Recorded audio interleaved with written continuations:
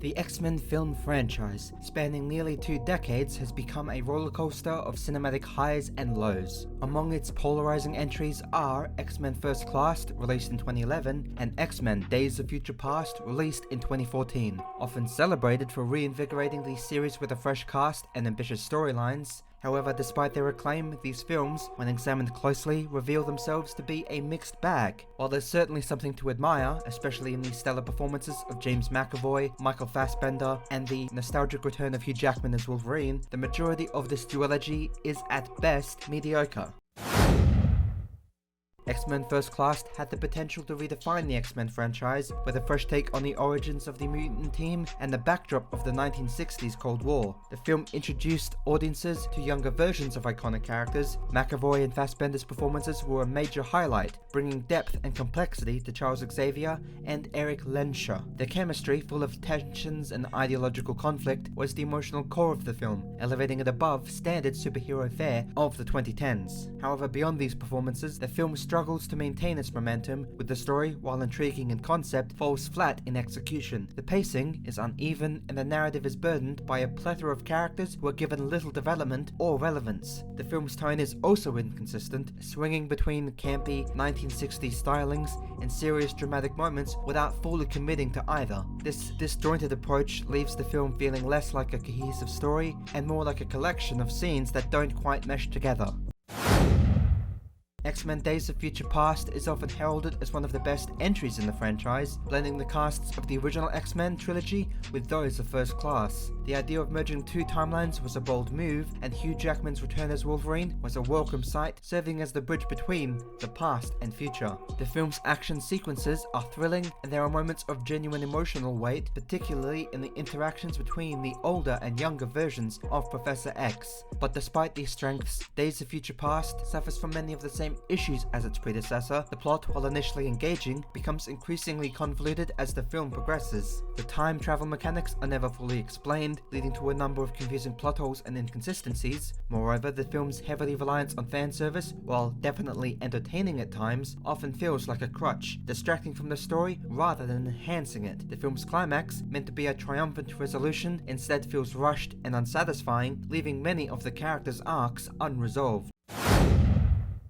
One of the most defining aspects of the duology is its wasted potential. Both First Class and Days of Future Past introduced intriguing ideas and complex characters, but ultimately failed to fully explore them. The dynamic between Professor X and Magneto, so central to the X-Men mythos, is only partially realized. While it is clear that McAvoy and Fassbender give it their all, the scripts never quite delve as deeply into the relationship as they should have. Instead, the films often get bogged down in subplots and secondary characters that add little to the overall narrative. Additionally, the duology attempts at tackling serious social and political themes are undermined by their inconsistent execution. First Class tries to address the fear of the other and the Cuban Missile Crisis, while Days of Future Past grapples with the issues of destiny and choice. However, these themes are often overshadowed by the film's focus on spectacle. The end result is a pair of films that, while entertaining in parts, feel more like missed opportunities than definitive statements on the X-Men universe. Hugh Jackman's return as Wolverine in Days of Future Past was undoubtedly a highlight for many fans. Jackman's portrayal of the grizzled adamantium-clawed, or at least in this movie's case, bone-clawed mutant, has long been one of the franchise's most beloved elements, and seeing him back in action was as a nostalgic thrill for myself and many others. His presence lent the film a sense of continuity and gravitas, and his interactions with both the original and new cast members were among the film's most compelling moments. However, even Jackman's star power couldn't fully redeem the film's shortcomings. In many ways, Wolverine's role in Days of Future Past exemplifies this duology's larger problem, an over-reliance on familiar elements and nostalgia at the expense of innovation. While it is undeniably fun to see Jackman reprising his role once again, his character's journey in the film feels redundant, a retread of themes and arcs that had already been explored in previous films. This reliance on the past, rather than pushing the franchise forward, contributes to the overall sense of mediocrity that permeates both First Class and Days of Future Past respectively. The films, while occasionally exciting and has tidbits of what could have been, ultimately fail to break new ground or offer anything truly memorable. One of the most perplexing choices that I found that permeated both X-Men First Class and Days of Future Past was the introduction and subsequent exploration of a romantic connection between Mystique and Charles Xavier. In the original X-Men films, animated TV series, and comics, Mystique and Xavier share a complex and complicated relationship, but it has never once been portrayed as romantic. In this duology, however, the filmmakers decided to retcon their history, suggesting that they were once close friends with unspoken romantic tension. This choice felt forced and out of place, especially considering the dynamic between the two characters. Their relationship was always more akin to that of siblings, with Xavier taking on a protective, almost brotherly role. Introducing romance into this equation felt unnecessary and detracted from the more important themes of the films. The inclusion of this weird romantic subplot is particularly problematic because it undermines Mystique's character development. Mystique, portrayed by Jennifer Lawrence, is a complex and conflicted character, torn between her loyalty to Xavier and her growing attraction to Eric. The film had the opportunity to explore her evolution from a naive follower to a powerful and independent mutant leader. Instead, her arc is diluted by the insistence on romantic entanglements. Rather than focusing on her struggle with identity and belonging, the film often reduced her motivations to her feelings of Xavier and later Eric, sidelining what could have been a more compelling narrative about personal empowerment. Moreover, the romance feels out of sync with the overall tone and themes of the films, with X-Men First Class and Days of Future Past dealing heavily with subjects such as war, genocide, and the fear of the other. The forced romance between Mystique and Xavier feels trivial in comparison and detracts from the gravity of the main plot. Instead of enhancing the story, it serves as a distraction, pulling focus away from the central conflicts and reducing the emotional impact of the narrative. The attempt to create a romantic tension between these characters ultimately falls flat, making this subplot one of the weaker and weirder aspects of both films. A sequence in these films that was equally unnecessary and even more puzzling was the development of a romantic relationship between Eric and Mystique in these films. While the two characters share a bond root in their shared experiences as mutants facing persecution, their relationship never needed to cross into romantic territory. In First Class, Eric's admiration for Mystique's mutant form is one of the few moments where the film truly celebrates mutant identity. However, the decision to frame this admiration as the beginning of a romantic relationship feels forced, especially given the lack of chemistry between the characters. Their brief romance interlude seems to serve no real purpose other than to add unnecessary drama. It doesn't contribute meaningfully to their character development or the overall plot. Instead, it feels like a superficial attempt to inject additional tension into the story, but it instead ends up detracting from the film's more compelling elements. Throughout the films, Mystique is portrayed as a strong, independent character who makes her own choices. However, her interactions with Eric often diminish this, as her decisions are frequently influenced by her feelings for him. This undermines her character's growth and contradicts the film's messages about self-empowerment and embracing one's true identity. The romance, rather than adding depth to the characters, detracts from their individual arcs and feels like an unnecessary addition to an already crowded narrative.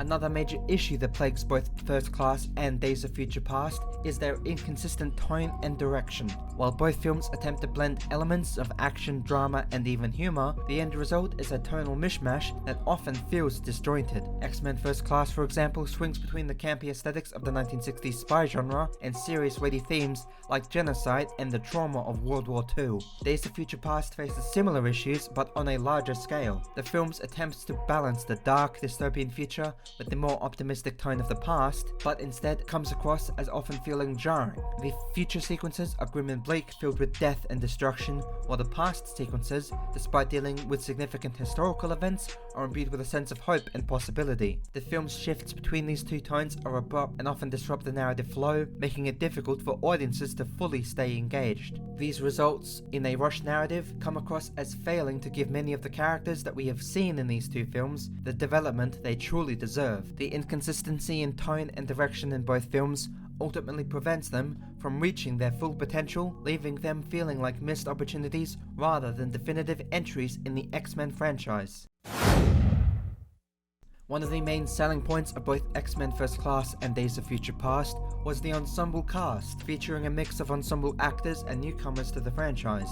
While this approach allowed for a diverse range of characters and storylines, it also created significant challenges in terms of storytelling. Both films struggled to give each character sufficient development, leading to a crowded narrative where many characters were reduced to mere plot devices or background figures. In First Class, the large cast of characters often feels more like a burden than an asset, while the core characters, Xavier, Eric, and Raven, are given ample screen time. Many of the supporting characters, such as Havoc, Banshee, and Angel, are introduced with little fanfare and are given minimal character development. Days of Future Past fares slightly better in this regard, but still falls into the same trap. The film's ambitious plot requires the inclusion of characters from both the original X-Men trilogy and the First Class cast. While some characters, like Wolverine and Xavier, are given significant arcs, others, like Storm and Colossus, are relegated to the background with little to do. This uneven distribution of screen time leads to an imbalance in the story, where some characters' actions and motivations feel underdeveloped and unexplored.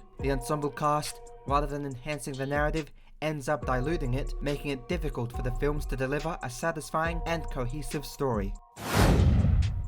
In the end, X-Men First Class and Days of Future Past are films that, while offering moments of brilliance, ultimately fall short of their potential. The strong performances from James McAvoy, Michael Fassbender, and Hugh Jackman provide a solid foundation, but the script and the films as a whole are undermined by inconsistent tone, unnecessary and just straight up weird romantic subplots, and the lack of focus on character development. The attempts to balance nostalgia with new storytelling elements often lead to a disjointed narrative that fails to fully engage the audience. While there are certainly aspects of these films that are enjoyable, particularly for longtime fans of the X-Men franchise, they are overshadowed by the sense that these films could have been so much more. This duology is a prime example of wasted potential where ambitious ideas and strong performances are let down by mediocre execution. In the end, First Class and Days of Future Past are entertaining but ultimately forgettable entries in the live-action X-Men saga, leaving viewers longing for what could have been.